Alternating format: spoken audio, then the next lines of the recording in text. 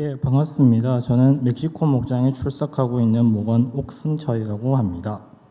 예, 반갑습니다. 예, 저는 10년 전에 교회에 다녔었습니다. 하지만 그때에는 교회에 다니고 예수님을 믿는다고는 했지만 구원에 대한 확신도 별로 없었던 것 같고, 천국에 들어갈 수 있냐는 질문에도 겉으로는 할 수 있을 것 같다고 했지만 마음은 그냥 그저 그랬습니다. 그리고 예수님만 믿으면 천국에 갈 수 있다는데 왜 교회에 다녀야 하는지도 알지 못했고, 그냥 엄마가 교회에 가니까 따라가는 그런 사람이었습니다. 어느 주일 엄마가 일이 있어 교회에 나가지 않자 저도 나가지 않았습니다. 엄마는 그 후 매주일 바빠서 나가지 못하고 저는 당연히 그를 따라 교회에 가지 않았었습니다. 이러한 생활이 몇 달이 되었고 저는 당연히 교회 안 가게 되었고, 그 대신 늦잠도 잘 수 있고 문화생활도 할 수 있고 하는 게 너무 행복했었습니다. 그때 주일학교 선생님이나 주변 사람들은 왜 교회 안 오냐고 다시 교회로 돌아오라고 말씀하셨지만 저는 세상의 것이 너무나 좋았고 예수님은 죽기 전에 믿으면 된다는 생각을 가지고 있었습니다. 그래서 교회에 나가지 않는 게 큰 잘못이라 생각하지 않았습니다.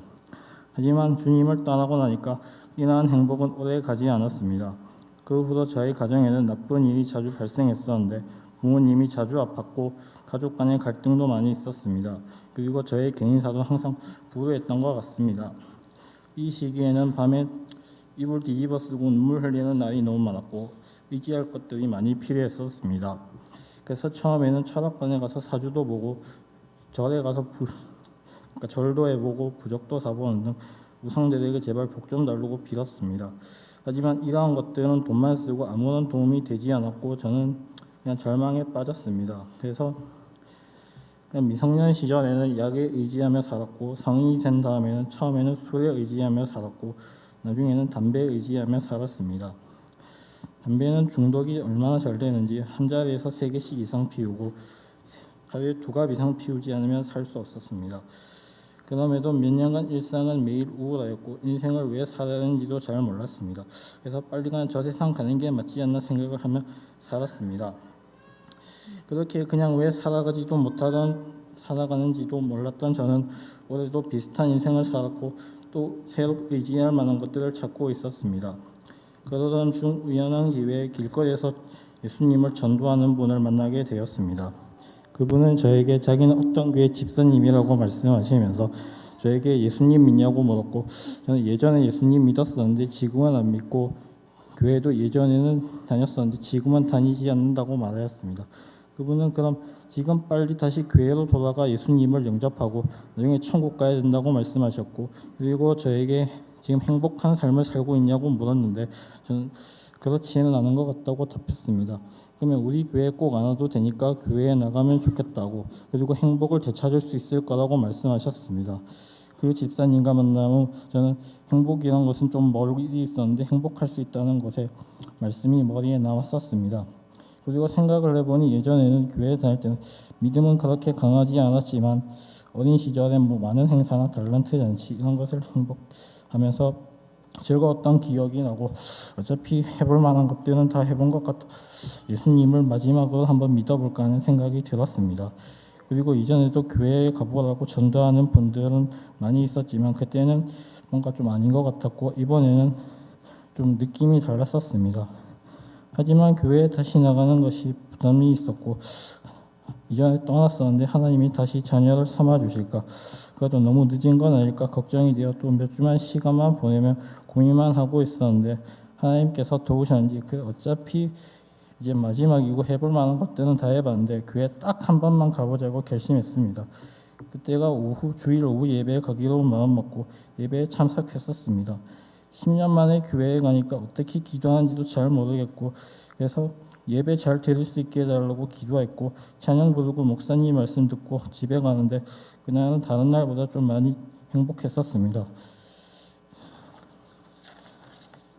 그래서 다음 주에도 꼭 교회에 가서 이런 행복을 누릴 수 있게 해달라고 했었고 그 다음 주에도 예배 드릴 수 있음에 감사했습니다. 그 주에 송민호 목사님을 만나 나눔을 할 수 있었습니다.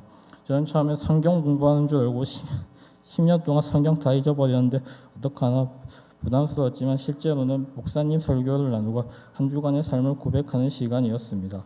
저는 처음에 무엇을 이야기해야 될지 모르고 이거 얘기해야 되나 그냥 고민만 하고 있어서 근데 그냥 몇 마디 하고 다음 주에도 예배 참석을 위한 기도를 부탁했었습니다. 목자님과 목원들은 모두 좋은 사람이어서 편하게 나눔을 할 수 있는 분위기를 만들어 주었습니다. 이렇게 한 주 한 주 시간이 지날수록 좀 더 많은 저의 이야기를 나눌 수 있었고 담임 목사님 설교를 나눌 때는 전 일상생활에 좀 더 적용할 수 있는 많은 반성을 할 수 있게 되었고 그것을 적용하려고 지금도 노력하고 있습니다. 그리고 한 달 후에 담임 목사님이 주최하시는 영접 모임에 참석했습니다. 영접 모임에 참석한 이유는 교회에 다녀야 되는 이유에 대해서 그리고 예수님을 믿는다는 게 무엇인지 알 수 있지 않을까 하는 마음에서였습니다. 처음에는 담임 목사님과 한다는 이야기를 듣고 걱정이 되었는데 담임 목사님은 편하게 이해를 해주셔서 너무 감사했습니다. 이때 영접 모임을 하면서 예수 그리스도를 진정으로 믿고 하나님의 자녀로 거듭날 수 있었고 예배를 드려야 하는 이유, 말씀 읽어야 하는 이유 등 여러 가지도 알게 되었습니다. 그리고 여러 가지 있지만 저에게 가장 좋았던 말씀은 천국은 죽어서 가는 것이 아니라 오늘 천국을 살아야 한다는 말씀과 제가 사는 이유는 빵과 복음으로 많은 사람을 살려야 한다는 말씀이었습니다. 저는 예전에 천국은 죽어서 가는 것이고 지금 왜 사는지 잘 몰라 지금의 인생은 의미가 없고 지옥에 사는 것 같다고 생각했었는데 이 말씀을 듣고 인생을 다시 생각하는 계기가 되었고 제대로 살아보자고 했습니다. 하나님 아버지, 오랜 시간이 걸렸지만 끝까지 포기하지 않고 죄의 마음을 물어주셔서 다시 주의 품으로 돌아올 수 있게 하신 것에 감사드리고 다시 자녀 삼아주시니 감사드립니다. 이제는 주님께만 순종하며 말씀과 기도로 살아가는 사랑하는 주님의 자녀가 되어 살도록 하겠습니다. 마지막으로 간증할 수 있게 함께 기도해 주신 멕시코 목장의 목자님과 목원부들께 깊은 감사드립니다. 예, 감사합니다.